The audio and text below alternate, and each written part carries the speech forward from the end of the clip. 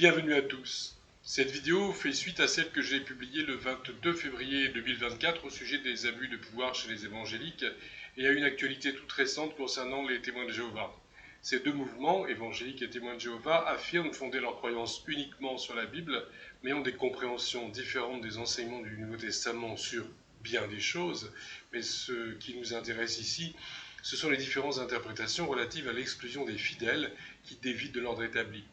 Nous allons tâcher de tirer ces enseignements au clair. En effet, la menace de l'exclusion est souvent brandie de façon institutionnelle chez les témoins de Jéhovah, dans des situations abusives de plus en plus fréquentes chez les évangéliques, et il convient à ce sujet, comme en toute chose, de revenir à l'évangile.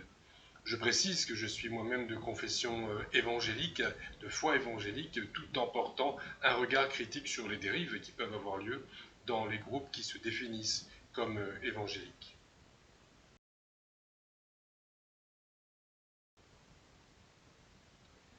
Un témoin de Jéhovah peut être déféré devant un comité de discipline composé d'anciens, les anciens étant les ministres dans les assemblées de témoins de Jéhovah, les ministres du culte. C'est le cas aussi dans de nombreuses églises évangéliques où soit les anciens dirigent collectivement ou collégialement l'assemblée, soit ils assistent le pasteur. Donc, un témoin de Jéhovah peut être déféré devant un comité de discipline composé d'anciens pour un certain nombre de motifs.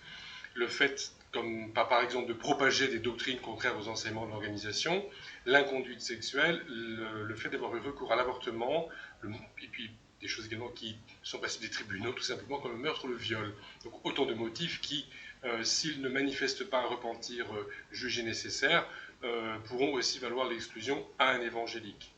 Un témoin de Jéhovah pourra être excommunié aussi pour un certain nombre de choses qui ne vaudront généralement à un évangélique que des reproches, voire un accompagnement, comme l'abus d'alcool ou de tabac ou la consommation de drogue.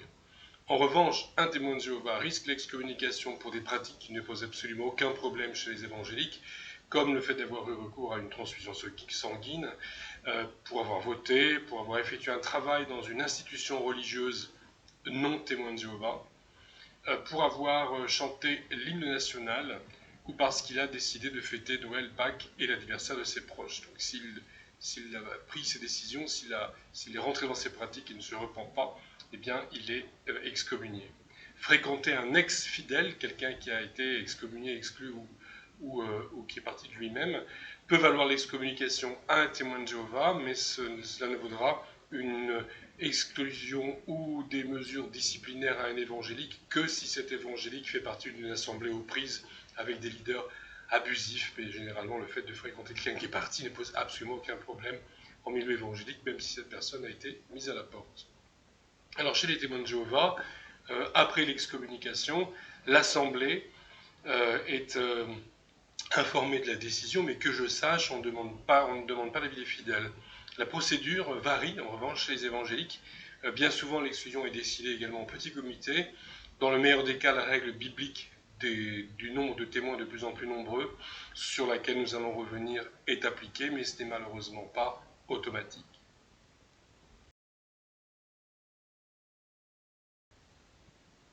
La pratique des témoins de Jéhovah est particulièrement stricte depuis un tour de vis donné en 1974 par le Collège central, c'est-à-dire le comité directeur mondial de l'organisation des témoins de Jéhovah.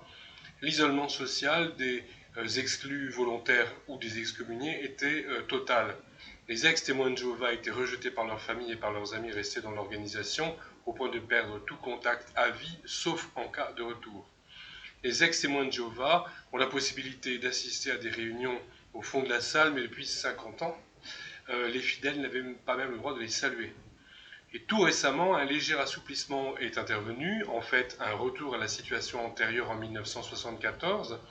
En effet, lors du point actualité diffusé sur les sites des témoins de Jéhovah le 16 mars 2024, M. Mark Sanderson, membre du Collège central, a annoncé que dorénavant les anciens, c'est-à-dire les ministres du culte, comme je le disais, les assemblées locales, pourront rendre visite aux ex-fidèles pour essayer de les faire revenir à la foi des témoins de Jéhovah et aux activités de l'assemblée. Alors même chose pour les amis et la famille, de temps en temps, sous certaines conditions, et uniquement dans le but de les ramener et de les convaincre de revenir, Les témoins de Jéhovah ont dorénavant le droit de rencontrer leurs amis et membres de la famille excommuniés ou auto-exclus, de les rencontrer et leur dire bonjour, et de discuter pour les ramener. Donc pendant 50 ans, les ex-témoins de Jéhovah, dont les familles étaient dans le mouvement, pouvaient s'entendre dire par leurs propres parents qu'ils étaient pour eux comme morts. Ce sont des témoignages que j'ai entendus de vive voix, mais aussi sur un certain nombre de vidéos réalisées par ex-témoins de Jéhovah. Donc on imagine les drames qui ont eu lieu. Et les assouplissements du 16 mars 2024, qui par ailleurs portent aussi sur le port de la barbe pour les hommes bien sûr, et sur le port du pantalon pour les femmes, eh bien ces assouplissements, quand ils sont relatifs donc au traitement et aux relations à avoir avec les exclus, permettent dorénavant aux témoins de Jéhovah de voir de temps en temps leurs enfants ex-fidèles, et certes sous prétexte de tenter de les ramener, mais c'est déjà ça. Et je suppose que dans bien des cœurs est né l'espoir que bientôt les liens familiaux feront l'objet d'une dérogation beaucoup plus large quant aux mesures d'exclusion.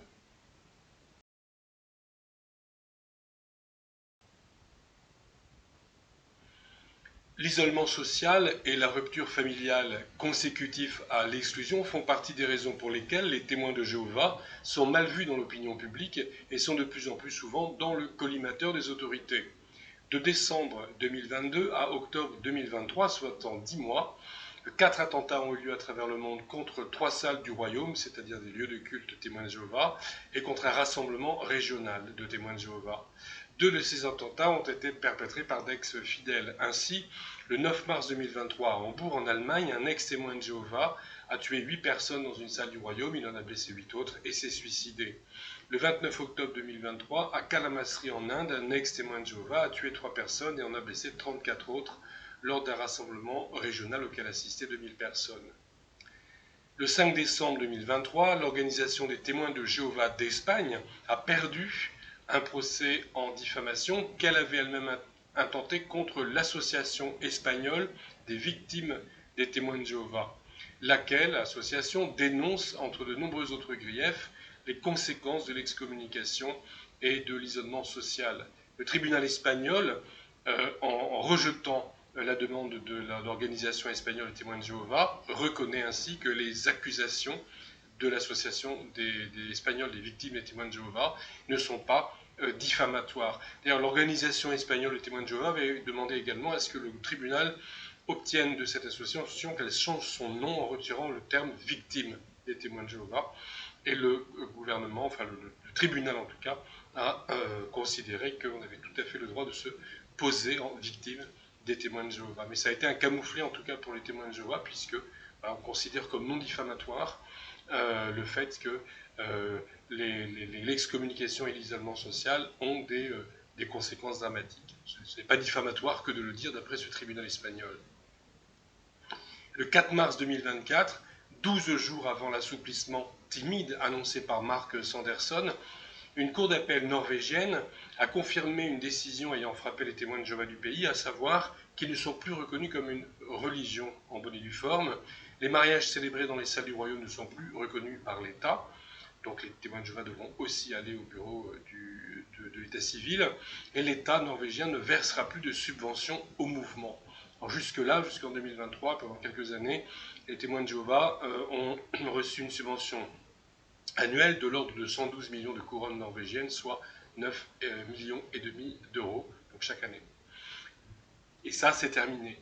Donc ces mesures ont eu lieu à la demande du ministère norvégien de l'Enfance et de la Famille, qui reprochait aux témoins de Jéhovah notamment leurs pratiques liées à l'exclusion et à l'isolement social et leurs conséquences sur les mineurs. Et la procédure d'excommunication chez les témoins de Jéhovah relève de directives prises par le Collège central et qui s'imposent aux assemblées du monde entier, mais les nombreux témoignages médiatiques d'ex-témoins de Jéhovah démontrent que la menace de l'excommunication est agitée localement pour maintenir les fidèles dans l'ordre établi. Tu marches droit ou tu risques l'excommunication, l'isolement social, la rupture des liens familiaux avec tes proches témoins de Jéhovah, etc.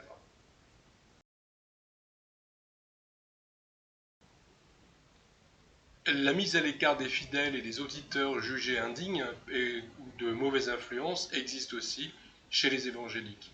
Pour un auditeur non membre, on parle de mesure d'éloignement et pour un membre, on parle d'exclusion. Le terme d'excommunication est beaucoup plus rare chez les évangéliques. Je l'ai toutefois lu il y a quelque temps dans un document émanant d'un groupe particulièrement problématique quelque part en Isère. L'exclu ou l'éloigné se voit l'accès du lieu de culte interdit et ce qui lui est reproché, si ce qui lui est reproché est particulièrement grave, et si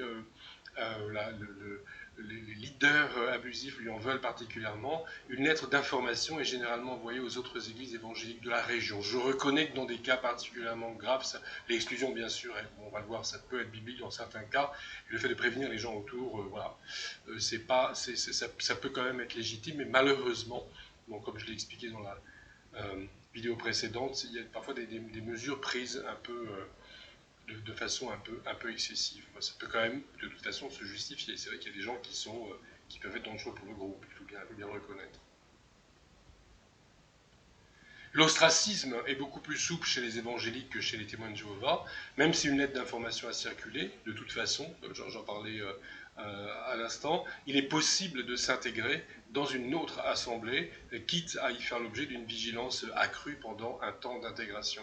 Alors je n'ai jamais entendu parler de liens familiaux brisés à la demande des ministres locaux, sous prétexte d'exclusion chez les évangéliques, mais toutefois, comme je le pointe dans ma précédente vidéo, le mouvement évangélique n'est pas épargné par les abus de pouvoir, et dans les assemblées évangéliques qui posent problème, un moyen de pression consiste à brandir la menace de l'exclusion, assortie de l'injonction faite aux fidèles, restez fidèles, de ne pas fréquenter les exclus. Et dans ces groupes problématiques, les gens qui ne sont pas d'accord avec l'autoritarisme des leaders et qui le font savoir sont exclus sous des motifs souvent fallacieux, donc sans explication préalable, ni possibilité d'explication a posteriori. Donc les rebelles qui ne veulent pas subir l'opprobre d'une mise à la porte la prennent en toute discrétion et se trouvent une autre assemblée ou pas. Ils peuvent aussi aller grossir les rangs des chrétiens sans assemblée.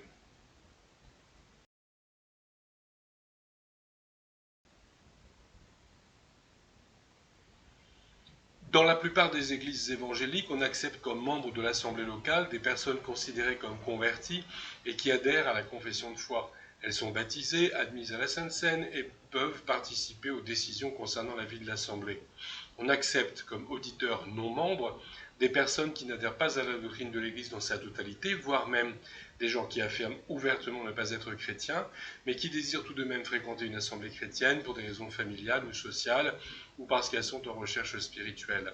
Et il est très clair que de tels auditeurs non membres, ainsi que des inconnus de passage, doivent être accueillis. En effet, le Nouveau Testament définit le culte hebdomadaire comme une célébration ouverte. Je vous renvoie pour preuve de ce qu'en dit le Nouveau Testament à 1 Corinthiens chapitre 4 versets 22 à 25. Avant de poursuivre le visionnage et l'écoute de cette vidéo, merci de noter que la version écrite est accessible sous format PDF grâce à un lien de téléchargement qui se trouve dans la description sous la vidéo. Dans ce document, vous trouverez les références complètes des textes bibliques et des diverses ressources documentaires citées ici. Merci de soutenir Foi Vivante Vidéo en poussant, en commentant et en vous abonnant, sans oublier d'activer la clochette.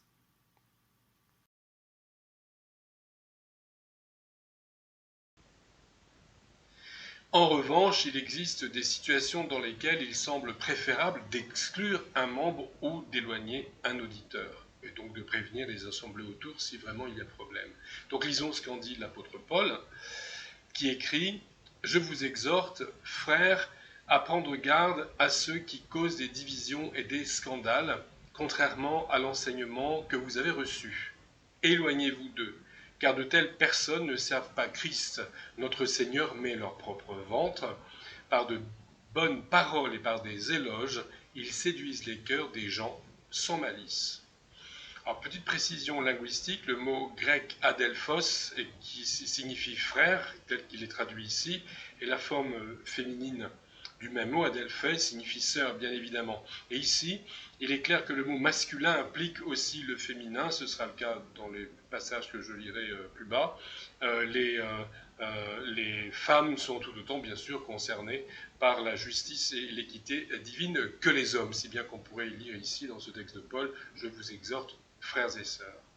Et quant au terme scandale, utilisé en français, il vient d'un mot grec qui signifie trébucher, ou faire trébucher. Celui qu'il convient d'écarter de l'assemblée, c'est donc celui qui fait trébucher autrui, notamment dans sa moralité et dans sa foi. Il convient aussi, d'après ce verset que nous venons de lire, il convient aussi de protéger les fidèles de ceux qui veulent les diviser en utilisant des paroles trompeuses et des flatteries. Donc ces éloges, d'après la traduction second. La traduction que j'utilise toujours, c'est la traduction second révisée Colombe. Donc un verset que l'on demande aux témoins de Jéhovah de mémoriser est souvent cité par les partisans d'une politique d'exclusion particulièrement sévère. Donc ce verset aussi, donc je le lis, c'est aussi un verset sous la plume de l'apôtre Paul. Ce que je vous ai écrit, c'est de ne pas avoir de relation avec quelqu'un qui, tout en se nommant frère ou sœur, serait débauché, ou cupide, ou idolâtre, ou insulteur, ou ivrogne, ou accapareur, et même de ne pas manger avec une telle personne, la fin du verset suivant, expulsez le méchant du milieu de vous. Donc là, c'est effectivement un verset affectionné par les partisans d'une politique d'excommunication ou d'exclusion particulièrement sévère. Donc ici, il s'agit de ne pas accueillir dans l'assemblée, ni même à sa table, c'est-à-dire dans le cadre privé, une personne qui persévère dans le péché et qui continue de se définir comme un frère ou une sœur, c'est-à-dire en ne reconnaissant pas son besoin de conversion et en prétendant faire partie intégrante de l'Église. Il est même question des ivrognes, d'après le texte français, que l'on appellera aujourd'hui plutôt des alcooliques et qui seront considérés comme victimes d'une addiction. Mais pour plaire au Seigneur, il convient de reconnaître cette addiction et de se faire soigner et accompagner pour en sortir, pas de causer des scandales en se présentant en état d'ébriété chez autrui, en public ou au culte. La débauche sexuelle est aujourd'hui totalement décomplexée dans la société. À partir du moment où les choses se passent entre majeurs consentants, mais il ne faut pas qu'il en soit de même parmi les chrétiens. La morale chrétienne doit être maintenue. Le manque de générosité, la médisance quand il est question des insulteurs, les vannes accusatrices, dévalorisantes et indécentes sous prétexte d'humour, toutes ces choses-là sont souvent traitées à la légère. Pourtant, ce sont des fléaux et les frères et sœurs qui s'y adonnent doivent reconnaître leurs péchés et progresser dans la sanctification. L'influence des faux chrétiens peut être dévastatrice dans un foyer chrétien, dans une assemblée, et on sait quels ravages les faux chrétiens ont fait et continuent de faire dans l'Église, dans la chrétienté. On sait aussi que Jésus avait en horreur les hypocrites religieux pendant son ministère terrestre et qu'il les a traités de fils de la géhenne, c'est-à-dire dignes d'être jetés au feu, ou encore de race de vipères, et ce sont les seules personnes que Jésus ait insultées pendant tout le temps de son ministère terrestre. Les hypocrites religieux qu'il avait quand même particulièrement en travers. La survie de pratiques idolâtres posait un problème parmi les chrétiens des premiers temps, récemment convertis du paganisme au christianisme, et de nos jours les pratiques syncrétiques qui mêlent idolâtrie, occultisme, magie et superstition à un christianisme dénaturé ne sont pas plus acceptables. Bien évidemment, on peut recevoir à sa table un protestant, entre guillemets, membre d'une église, entre guillemets, libérale, où tout est permis, sauf de croire que la Bible est parole de Dieu, ou un catholique qui a coutume de prier la Vierge, Saint X ou Saint Y, mais il convient de protéger la famille et l'assemblée de leurs discours et de leurs pratiques. En revanche, le texte que nous venons de lire est beaucoup plus strict en ce qui concerne les personnes qui se livrent à de telles pratiques en revendiquant faire partie de la communauté des chrétiens fidèles à l'Évangile. Donc nos propres églises, si nous les voulons fidèles à l'Évangile, nous devons les protéger, mais sans forcément ostraciser les gens d'autres confessions chrétiennes. Alors toutefois, il ne s'agit pas de mettre en pratique non plus ces deux mises en garde, donc ces deux passages que nous avons lus, qui semblent plus durs, plus stricts, en mettant les fauteurs de troubles à la porte à coups de pied aux fesses ou à coups de fatwa d'exclusion, sans explication, sans tentative de conciliation et sans amour. Il convient de mettre au contraire en pratique les paroles de Jésus en la matière, paroles pleines de soucis de justice et pleines d'amour et de charité. Lorsque l'on parle de discipline ecclésiale à un évangélique, le plus souvent, deux mots lui viennent à l'esprit. Donc je teste les évangéliques qui m'écoutent. Les deux mots qui nous viennent à l'esprit quand on parle de discipline ecclésiale, Matthieu 18. Je ne sais pas vous, mais moi en tout cas, ce sont les deux mots qui me viennent à l'esprit en pareil cas. Alors c'est en effet dans ce chapitre des évangiles que nous lisons ces paroles de Jésus, pleines de sagesse et profondément équilibrées. Alors, voici ces paroles. Si ton frère ou ta sœur a péché, va et reprends-le seul à seul. S'il t'écoute, tu as gagné ton frère. Mais s'il ne t'écoute pas, prends avec toi une ou deux personnes, afin que toute l'affaire se règle sur la parole de 2 ou 3 témoins. S'il refuse de les écouter, dis-le à l'assemblée, et s'il refuse d'écouter l'assemblée, qu'il soit pour toi comme un païen et un péager. Lorsque Jésus parle ici, les anciens ministres censés conduire l'assemblée et instruire les fidèles n'ont pas encore été institués. Jésus parle tout de même de l'assemblée chrétienne, des frères et sœurs, et de la justice qui doit régner parmi eux.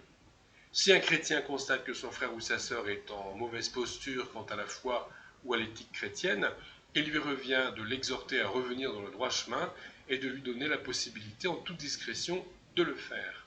Il est écrit, par ailleurs, les blessures d'un ami prouvent sa fidélité, mais les baisers d'un ennemi sont trompeurs.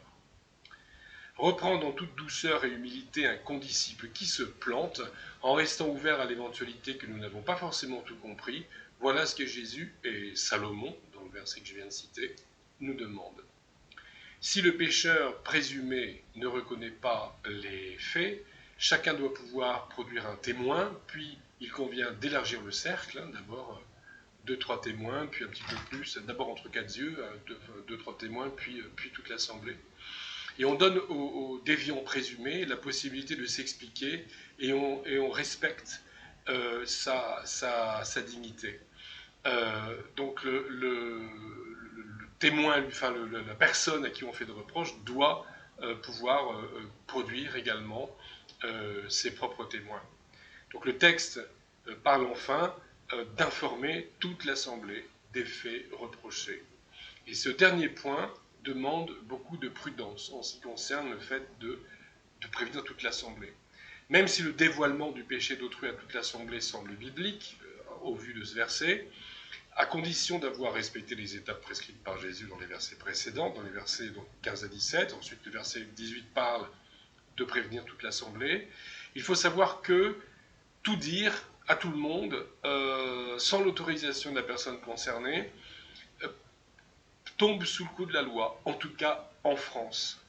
En effet, en France, l'article 226, alinéa 1 du Code pénal, punit d'1 an d'emprisonnement et de 45 000 € d'amende le fait de porter volontairement atteinte à l'intimité de la vie privée d'autrui.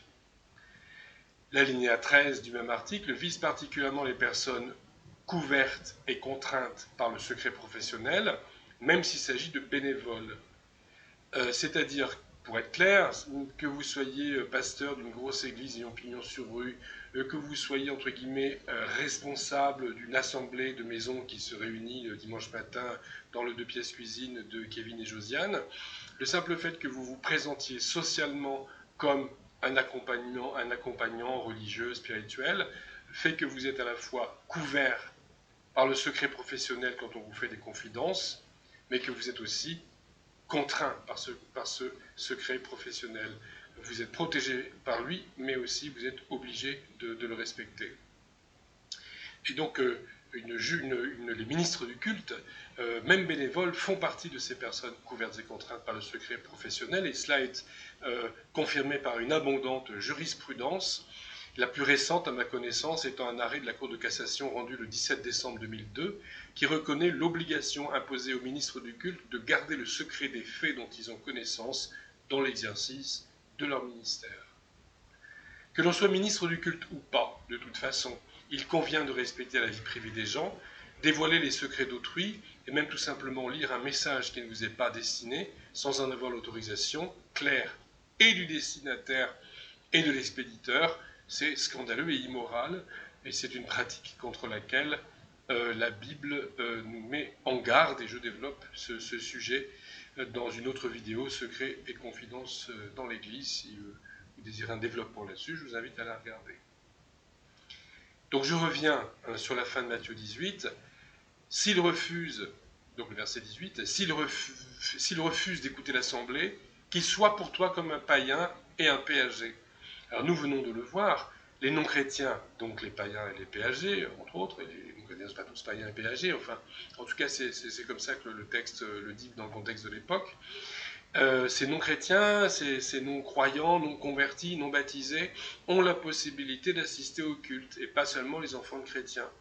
Ainsi, un ancien fidèle dont la foi s'est affaiblie et dont l'éthique laisse à désirer, s'il est discret sur ses déviances, s'il ne met personne en danger, quitte à perdre son statut de membre, l'accès à la scène et la participation au service et aux décisions, doit pouvoir assister au culte et fréquenter sa famille et ses amis chrétiens, puisqu'il s'agit de le traiter comme un non-chrétien et que les non-chrétiens sont les bienvenus au culte. En tout cas, si on respecte le texte cité tout à l'heure. La loi française nous empêche-t-elle de mettre la parole de Dieu en pratique? Alors je parlais de cet article 226. Eh bien non, parce que les directives bibliques, par ailleurs, les directives bibliques concernant le respect des secrets d'autrui sont-elles en contradiction avec les propos de Jésus en Matthieu 18? Non plus. Le pécheur qui ne veut pas que sa vie privée soit dévoilée, doit se repentir, à défaut quitter l'assemblée, mais une fois qu'il est parti, il est hors de question que son péché soit dévoilé à tutti quanti. Et s'il est dévoilé à toute l'assemblée, ce doit être avec son autorisation, pour lui donner la possibilité de s'exprimer, notamment en suscitant des témoignages. Alors, je vais citer deux textes à l'appui de mon interprétation, donc deux textes de l'Évangile selon Jean, qui vont dans ce sens. Alors, ainsi, alors que le Sanhédrin, c'est-à-dire le tribunal religieux juif, Sanhédrin ou Sanhédrin, j'ai entendu les deux prononciations jusqu'à maintenant, donc en tout cas, alors que le Sanhédrin, tribunal religieux juif, commence à se pencher sur le cas de Jésus, Nicodème, le pharisien converti, prend sa défense en ces termes: « Notre loi juge-t-elle quelqu'un avant qu'on l'ait entendu et que l'on sache ce qu'il a fait ?» Alors il s'agit bien sûr d'une question rhétorique, c'est-à-dire que la réponse est connue de tous par avance. Non, notre loi ne juge pas sans avoir écouté. Des gens pieux qui veulent être fidèles à Dieu ne jugent pas une personne et ne la conduisent ni à la croix ni à la porte sans lui avoir donné la possibilité de s'expliquer, témoignages et sources documentaires à l'appui. Plus tard dans l'évangile de Jean, lorsque Jésus paraît devant ce personnage historique qui s'appelait Hanan ben Seth et qui est appelé Anne dans le Nouveau Testament, donc lequel Anne partage la charge de souverain sacrificateur avec Caïphe, eh bien, Jésus reproche à Anne de ne pas avoir diligenté une enquête préalable et réclame un procès équitable dans un discours qui est, de la part de Jésus, effarant de modernité. Je vais le lire. Le souverain sacrificateur interrogea Jésus et sur ses disciples et sur son enseignement. Jésus lui répondit: « J'ai parlé ouvertement au monde. J'ai toujours enseigné dans la synagogue et dans le temple, où tous les Juifs s'assemblent, et je n'ai parlé de rien en secret. Pourquoi m'interroges-tu? Demande à ceux qui m'ont entendu de quoi je leur ai parlé. Voici qu'ils savent, eux, ce que moi j'ai dit. » À ces mots, un des gardes qui se trouvait là donna une gifle à Jésus en disant: « Est-ce ainsi que tu réponds au souverain sacrificateur ?» Jésus lui répondit: « Si j'ai mal parlé, prouve ce qu'il y a de mal, et si j'ai bien parlé, pourquoi me frappes-tu » Donc les propos que Jésus adresse aux serviteurs qui le frappent se passent de commentaires. C'est une leçon pour l'exercice de la discipline dans l'assemblée. Si tu me reproches d'avoir mal agi, donc au lieu de faire un commentaire en fait, puisque ça s'en passe, je paraphrase, hein. Si tu me reproches d'avoir mal agi, prouve-le, sinon fous-moi la paix. Et puis il y a tout simplement l'application de la morale chrétienne la plus élémentaire. Hein, on fait peu de versets bibliques, la moindre des choses parmi les chrétiens est d'observer les 10 commandements, et c'est le 9e qui nous intéresse particulièrement ici. Tu ne porteras pas de faux témoignages contre ton prochain. Il faut donc, quitte à le rappeler, s'abstenir de mentir afin de justifier l'exclusion d'un fidèle qui ne trouverait pas grâce aux yeux du pasteur et des anciens. C'est pourtant à ce genre de pratiques extrêmes que peuvent avoir recours des manipulateurs narcissiques prêts à tout pour garder le pouvoir. Lorsque l'on se rend compte du fait que des affirmations sont portées sans preuve contre un fidèle, lorsqu'un fidèle est exclu sans explication préalable, c'est le signe infaillible que les accusations qui ont été portées sont mensongères, infaillibles ou presque infaillibles. Parce que si ces accusations ne sont pas mensongères, alors pourquoi les leaders sont-ils dans l'impossibilité de citer leurs sources et pourquoi auraient-ils peur de la discussion ?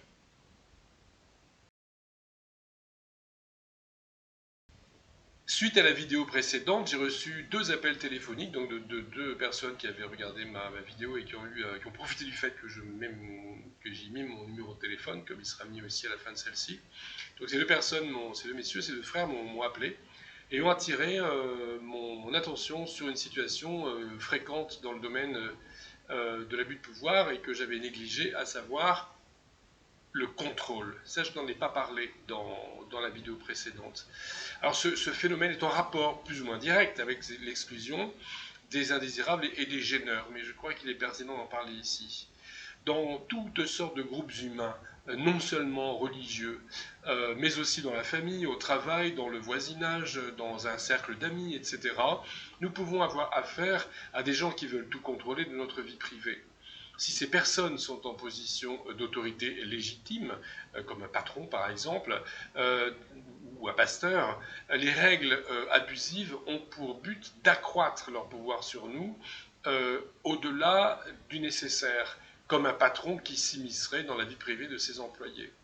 Dans tous les cas, situation d'autorité officielle, patron, pasteur, etc., ou pas, tout simplement relations amicales, les personnes qui veulent nous imposer des règles abusives le font peut-être pour se valoriser, parce qu'elles sont complexées ou narcissiques, ou les deux, ou bien pour nous neutraliser parce qu'elles ont peur de nous. Mais peu importe, finalement, leur motivation, ce n'est pas de la psychologie que nous voulons faire ici dans cette vidéo. Nous en ferons peut-être plus tard dans d'autres vidéos. En règle générale, les personnalités totalitaires, si elles ne parviennent pas à nous imposer des règles, en viennent généralement, par défaut, à chercher de façon obsessionnelle à tout savoir de nous. Dans les relations humaines, savoir, c'est pouvoir. Méfions-nous des gens qui veulent toujours tout savoir sur notre passé, nos activités, nos pensées, nos idées, notre intimité, notre sexualité, où nous étions hier, où nous étions il y a une heure, ce que nous faisons en ce moment, et dans le moindre détail apparemment insignifiant, qu'est-ce que tu penses, pourquoi tu fais cette tête, et pourquoi tu croises les jambes. Méfions-nous même s'il s'agit d'une personne très proche sur le plan affectif ou familial.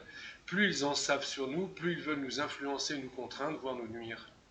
Nous n'aurions pas idée de nous mettre physiquement tout nus devant quelqu'un simplement parce qu'il nous le demande. Même quelqu'un qui n'est pas pudique pour un sou restera habillé par décence et par respect de soi quand on lui adresse l'injonction de se mettre nu.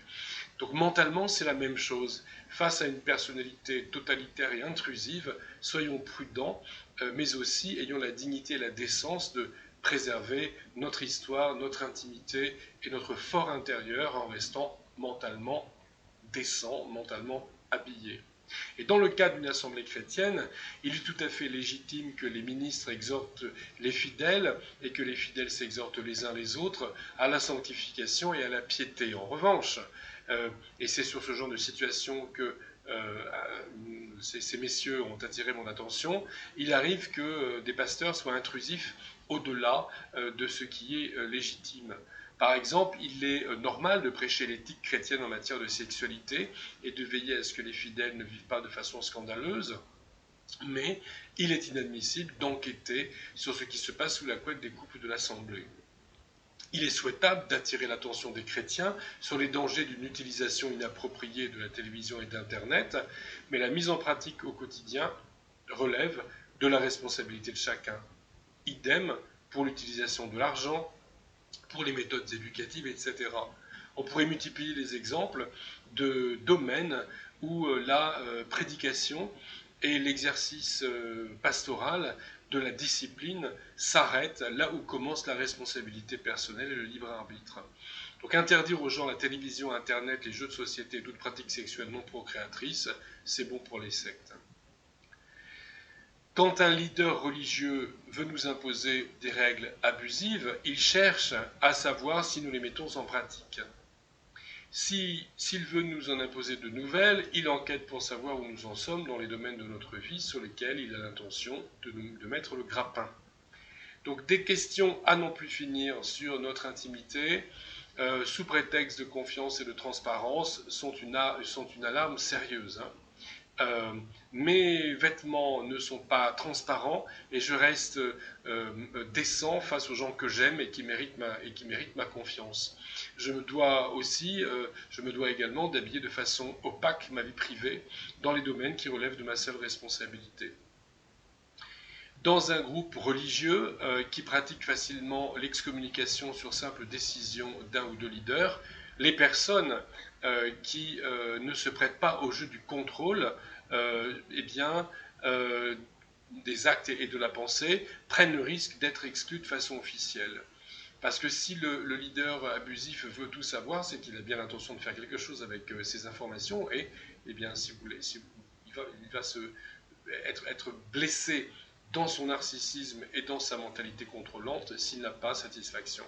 Et un leader narcissique qui est blessé dans son narcissisme, à qui vous n'avez pas apporté l'approvisionnement narcissique qu'il réclame, eh bien il va se fâcher tout rouge et il va vous mettre à l'écart. Il y a de fortes chances pour ça. Dans les groupes où le processus d'excommunication est plus complexe, on risque d'être discrédité, mis à l'écart des responsabilités, humilié. C'est le signe que l'on est en train de vous savonner la planche pour que vous partiez de vous-même sans faire de vagues. C'est ce que font la plupart des gens en pareil cas. Ils partent sans ruer dans les brancards. Et ce faisant, ces victimes dociles de l'exclusion discrète assurent la survie du système pervers. Donc vous avez bien compris mon point de vue. Lorsque l'on est témoin ou victime d'injustice et de manipulation perverse, il faut ruer dans les brancards. Comme l'a si bien dit Einstein, le monde est un endroit dangereux, pas tant à cause de ceux qui font le mal qu'à cause de ceux qui voient et qui restent silencieux et inactifs.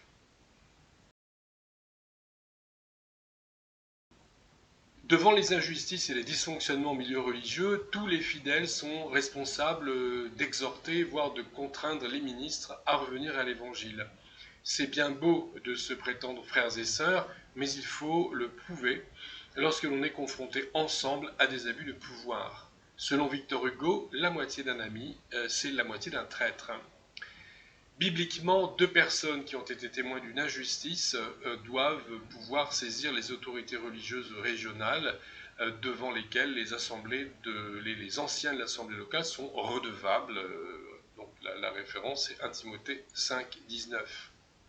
Donc si vous connaissez des frères et des sœurs dont vous saviez qu'ils étaient dans le collimateur de leaders autoritaires et qui ont disparu sans explication, ou qui ont été officiellement exclus sans que le processus de conciliation ouverte ait été respecté, je vous invite à prendre de leurs nouvelles et, si nécessaire, à leur rendre justice. Et je profite de la réalisation de cette vidéo pour proclamer à la face du monde, en tout cas aux oreilles des quelques milliers ou centaines de francophones qui la regarderont et écouteront donc cette vidéo, ma reconnaissance pour deux personnes qui ont su manifester leur solidarité à mon égard lorsque j'ai moi-même tout récemment été confronté à la perversion et à l'injustice la plus crasse. Deux fidèles qui se reconnaîtront, si toutefois ils regardent cette vidéo jusqu'au bout, et qui ont obéi à l'Évangile et à leur conscience en prenant part le parti de la vérité et de la justice, et pas seulement pour moi. En agissant de la sorte, ils ont accepté d'attirer sur eux le discrédit et de se compliquer la vie de façon durable. Ils en récolteront un fruit éternel. Parler d'eux me rappelle cette phrase de Robert Louis Stevenson: de quoi un homme pourrait-il être fier, sinon de ses amis? Les victimes d'injustice doivent pouvoir compter sur la solidarité des vrais disciples de Jésus, mais surtout, n'oublions pas cette parole de Dieu en Ésaïe 49,15. Une femme oublie-t-elle son nourrisson? N'a-t-elle pas compassion du fruit de ses entrailles? Même si elle l'oublie, moi, dit l'Éternel, je ne t'oublierai pas. Que le Seigneur nous accompagne.